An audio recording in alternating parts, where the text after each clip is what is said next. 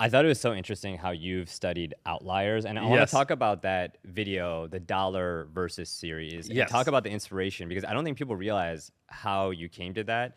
And then I got a ton of follow-ups with that. Yeah, But 100%. So for the $1 versus, the thing is, yeah, we've all seen BuzzFeed did it, but also not only did BuzzFeed, but it's just like people across every format on YouTube, beauty channels, gaming channels, everyone was doing videos where they'd compare something cheap to something expensive. And they usually did well. And what I like to do is if I see something going viral across like multiple, formats all across YouTube, then it's like, okay, that seems to be something people really like. And, they're really interested in that content. So maybe I should just do that like in a really beast way on the channel. So like if a beauty channel does $1 versus $100 makeup palette and that pops off, and then someone does $1 versus $100 sushi and that pops off, and a video gamer does $1 or $100 computer versus this $10,000 computer, then it's like, okay, people seem to like this.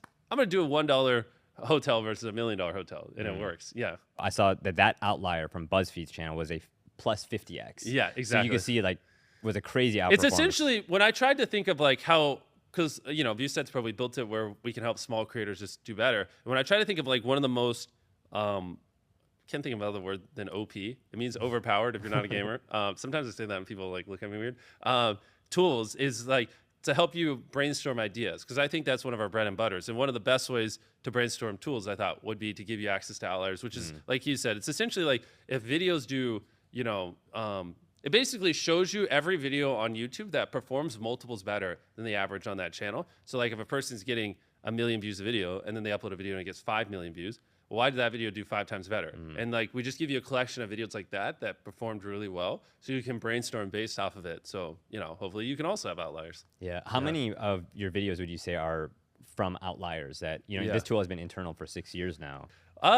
Based off of Outliers, because the thing is like, I mean, honestly, one of my earliest ideas was like buying a car with pennies, and but this is maybe even before we started like tracking data, and I just saw someone bought Gucci with pennies, and I was like, oh, that seemed to work. Let me go buy a car with pennies. So honestly, throughout the last 6 years, it's been a big just way for me to brainstorm. But it's hard though because I don't want people to don't like see an outlier and just do the exact video. You always have to take it and ideally put a spin on it, a twist on it, do it your own way. Because if you just recreate what's already there, well, it's already popped off. Like it's not going to work. But if you use it as inspiration, which is what I want to get across, and then you creatively come up with your own version, that's where they work, right? Yeah. Because a lot of almost everything we've done has never been done before. But yes, for the ideas, this is just one of many ways to get like inspired to come up with the idea. Yeah. Yeah. I think outlier search is going to open the floodgates.